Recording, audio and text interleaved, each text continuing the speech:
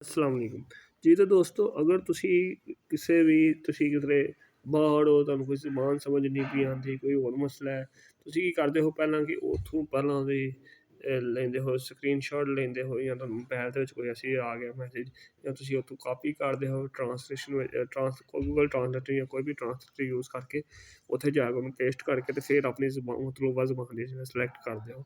ਜਾਂ ਫਿਰ ਅਗਰ ਤੁਸੀਂ ਕੋਈ ਯਾਨੀ ਕਿ ਕੈਮਰੇ ਦੇ ਵਿੱਚ ਤਸਵੀਰ ਲੈ ਕੇ ਫਿਰ ਉਹਦਾ ਯਾਨੀ ਕਿ ਉਸ ਤੋਂ ਬਾਅਦ ਸਕਰੀਨ ਤੋਂ ਟਰਾਂਸਲੇਟ ਕਰਦੇ ਹੋ ਉਹ ਚੀਜ਼ ਨੂੰ, ਹੁਣ ਇਹ ਕੰਮ ਖਤਮ। ਠੀਕ ਹੈ, ਸਟੈਪ ਖਤਮ ਕਰ ਛੱਡਿਆ ਗੂਗਲ ਵਾਲੇ। ਤੁਸੀਂ ਕੀ ਕਰਨਾ, ਪਲੇ ਸਟੋਰ 'ਤੇ ਜਾਣਾ ਅਤੇ ਪਲੇ ਸਟੋਰ ਦੇ ਉੱਤੇ ਜੇ ਹੈ ਨਾ ਗੂਗਲ ਵਾਲਿਆਂ ਦੀ ਐਪਲੀਕੇਸ਼ਨ ਹੈ ਗੂਗਲ ਅਸਿਸਟੈਂਟ।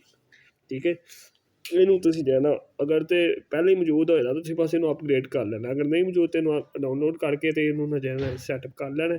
ਉਸ ਤੋਂ ਬਾਅਦ ਤੁਹਾਂ ਵਟਸਐਪ 'ਤੇ ਤੁਹਾਨੂੰ ਕੋਈ ਐਸਾ ਮੈਸੇਜ ਆ ਗਿਆ, ਜਾਂ ਫਿਰ ਤੁਸੀਂ ਕਿਧਰੇ ਬਾਹਰ ਹੋ, ਕਿਧਰੇ ਆਉਣ ਜਾਣ ਲੱਗੇ ਹੋ, ਤੁਹਾਨੂੰ ਇੱਕ ਐਸੀ ਕੋਈ ਜ਼ੁਬਾਨ ਤੁਹਾਡੇ ਸਾਹਮਣੇ ਆ ਗਈ। ਅਕਸਰ ਹਮਾਰੇ ਪਰਦੇਸੀ ਹਜ਼ਰਾਤ ਜਿਨ੍ਹਾਂ ਨੂੰ ਉਹਨਾਂ ਨੂੰ ਅਰਬੀ ਨਹੀਂ ਆਉਂਦੀ, ਉਰਦੂ ਨਹੀਂ ਆਉਂਦੀ, ਯਾਨੀ ਕਿ ਇੰਗਲਿਸ਼ ਨਹੀਂ ਆਉਂਦੀ, ਅਤੇ ਦੀਵਾਰ 'ਤੇ ਕੁਛ ਲਿਖੇ ਹੈ ਉਹਦਾ ਨਾਂ ਜਾਂ ਕੁਛ ਹਦਾਇਤ ਲਿਖੀ ਹੈ, ਇੰਗਲਿਸ਼ 'ਚ ਲਿਖੀ ਹੈ, ਅਰਬੀ ਵਿੱਚ ਲਿਖੀ ਹੈ, ਤੁਹਾਨੂੰ ਨਹੀਂ ਸਮਝ ਵੀ ਆਉਂਦੀ।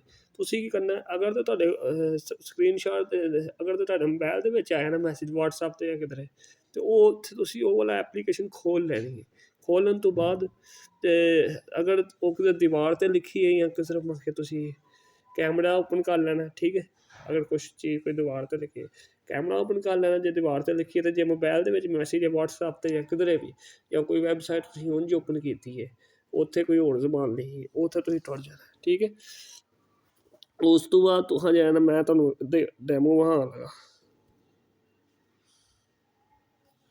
2 ਮਿੰਟ। ਮੈਂ ਤੁਹਾਨੂੰ ਇੱਥੇ ਡੈਮੋ ਵਿਖਾਉਣ ਵਾਸਤੇ ਮੈਂ ਆਪਣੇ ਵਟਸਐਪ 'ਤੇ ਨਹੀਂ ਓਪਨ ਕਰਨ ਲੱਗਾ, ਕਿਉਂਕਿ ਉਹਦੇ ਵਿੱਚ ਨੰਬਰ ਹੁੰਦੇ ਨੇ। ਫਿਰ ਮੈਂ ਕਿਉਂਕਿ ਵੀਡੀਓ ਨੂੰ ਐਡਿਟ ਕੋਈ ਨਹੀਂ ਕਰਨਾ, ਮੈਂ ਇੰਝ ਹੀ ਅਪਲੋਡ ਕਰ ਦੇਣੀ ਹੈ।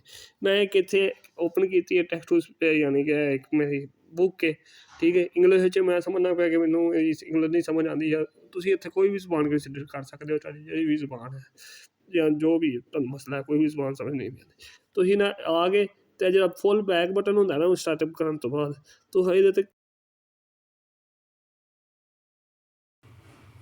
ਠੀਕ ਹੈ, ਉਹ ਮੇਰੀ ਆਵਾਜ਼ ਪਿੱਛੋਂ ਬੰਦ ਹੋ ਗਈ ਹੋਏ ਦੀ, ਮੈਂ ਫਿਰ ਦੱਸਣ ਲੱਗਾ ਆਵਾਜ਼ ਬੰਦ ਹੋ ਜਾਂਦੀ ਮੇਰੀ, ਹੁਣ ਤੁਹਾਂ ਵੇਖਣਾ ਬਸ ਹੁੰਦਾ ਕੀ ਹੈ।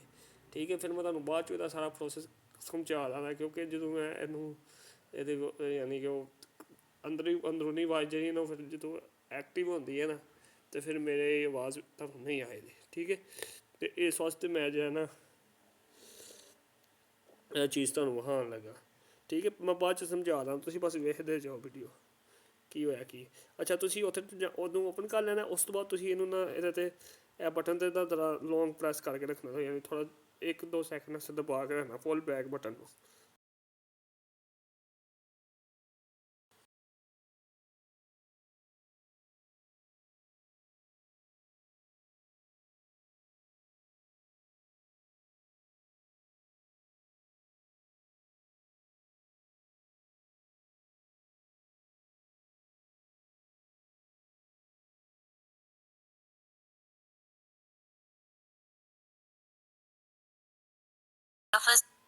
ਠੀਕ ਹੈ, ਇਹ ਮੈਂ ਤੁਹਾਨੂੰ ਵਿਖਾਇਆ। ਮੈਂ ਕੀ ਕੀਤਾ, ਇਹਦੇ 'ਤੇ ਕਲਿੱਕ ਕੀਤਾ, ਮੇਰੇ ਸਾਹਮਣੇ ਆ ਗਏ ਟਰਾਂਸਲੇਟ ਜਾਂ ਸਕਰੀਨਸ਼ਾਟ। ਮੈਂ ਟਰਾਂਸਲੇਟ 'ਤੇ ਕਲਿੱਕ ਕੀਤਾ, ਉਹਨੇ ਪੂਰੇ ਦਾ ਪੂਰਾ ਜਿਹੜਾ ਮੇਰੀ ਸਕਰੀਨ ਉਹਨੇ ਉੱਥੋਂ ਪਿਕ ਕਰਕੇ ਮੈਂ ਉੱਥੇ ਉਰਦੂ ਜ਼ੁਬਾਨ ਸਿਲੈਕਟ ਕੀਤੀ ਸੀ। ਅਗਰ ਤੁਹਾਡੀ ਕੋਈ ਹੋਰ ਜ਼ੁਬਾਨ ਹੈ ਤਾਂ ਤੁਸੀਂ ਜੋ ਹੈ ਨਾ ਇੱਥੋਂ ਜਾ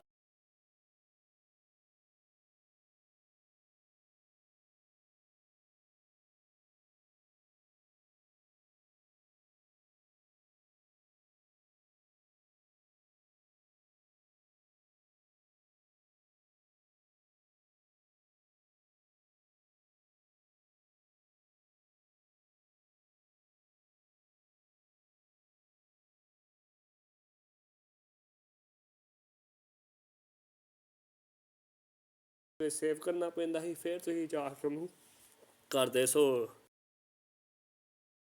ਤੁਸੀਂ ਉਹਨੂੰ ਯੂਜ਼ ਕਰਦੇ ਸੋ, ਅਤੇ ਇੰਝ ਹੁਣ ਬਿਲਕੁਲ ਨਹੀਂ ਹੋਣ ਲੱਗਾ। ਤੁਸੀਂ ਆਰਾਮ ਦੇ ਨਾਲ ਇਸ ਚੀਜ਼ ਨੂੰ ਯੂਜ਼ ਕਰ ਸਕਦੇ ਹੋ।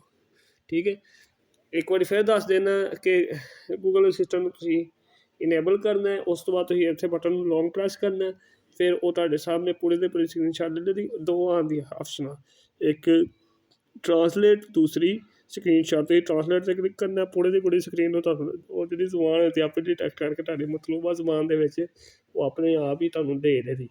ਥੱਲੇ ਤੁਸੀਂ ਅਗਰ ਜ਼ੁਬਾਨ ਤੁਹਾਡੀ ਮਤਲੂਬਾ ਨਹੀਂ ਤਾਂ ਥੱਲੇ ਜਾ ਕੇ ਤੁਸੀਂ ਜ਼ੁਬਾਨ ਸਿਲੈਕਟ ਕਰ ਸਕਦੇ ਹੋ ਕਿਹੜੀ ਜ਼ੁਬਾਨ ਦੇ ਵਿੱਚ ਟਰਾਂਸਲੇਟ ਕਰਨਾ ਹੈ ਇਹ, ਠੀਕ ਹੈ। ਅਤੇ ਟੈਕਨੋਲੋਜੀ ਨੂੰ ਯੂਜ਼ ਕਰੋ, ਆਪਣੇ ਬੱਚਿਆਂ ਨੂੰ ਇਹ ਯੂਜ਼ ਕਰਨਾ ਸਿਖਾਓ। ਅਗਲੀ ਵੀਡੀਓ 'ਚ ਫਿਰ ਮਿਲਦੇ ਹਾਂ। ਓਕੇ।